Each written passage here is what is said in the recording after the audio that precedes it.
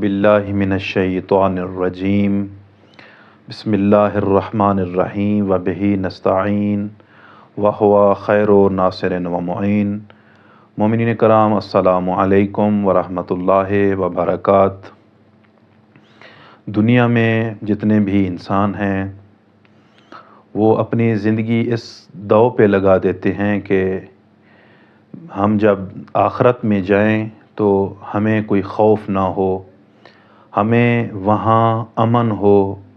لیکن کچھ نادان لوگ ایسے بھی ہوتے ہیں جو دنیا میں خوف نہیں کھاتے، دنیا میں رہ کر اللہ سے نہیں ڈرتے، انہیں قیامت کا خوف نہیں ہوتا، انہیں جہنم کا خوف نہیں ہوتا۔ وہ دنیا میں اپنی زندگی اپنی مرضی کے مطابق گزارتے ہیں۔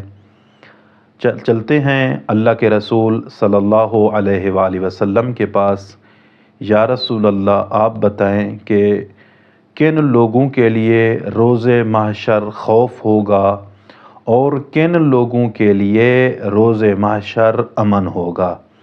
تو اللہ کے رسول صلی اللہ علیہ وآلہ وسلم کا فرمان ذیشان ہے۔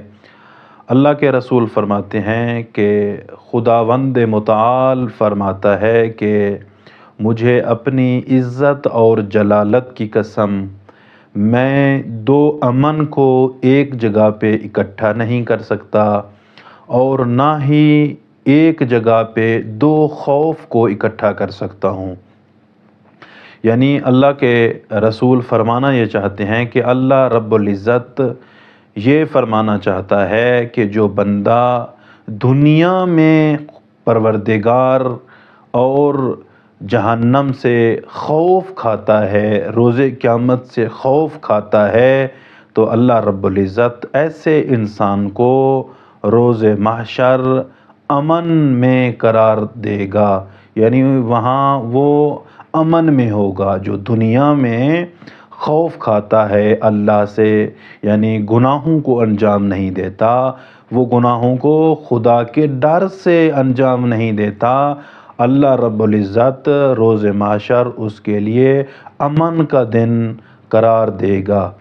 اور جو انسان دنیا میں خدا سے خوف نہیں کھاتا، جہنم سے نہیں ڈرتا، روز قیامت سے نہیں ڈرتا، تو ایسا بندہ روز محشر یعنی دنیا میں وہ امن اپنے آپ کے لیے امن کو پسند کرتا ہے۔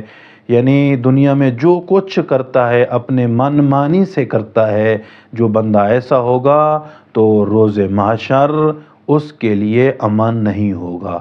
تو دعا ہے خالق کائنات ہم تمام صاحبان کو خداوند متعال کی نافرمانی سے ڈرنے کی توفیق عطا فرمائے، روز محشر سے ڈرنے کی توفیق عطا فرمائے اور خداوند متعال کی اطاعت کرنے کی توفیق عطا فرمائے۔ والسلام علیکم ورحمۃ اللہ وبرکاتہ۔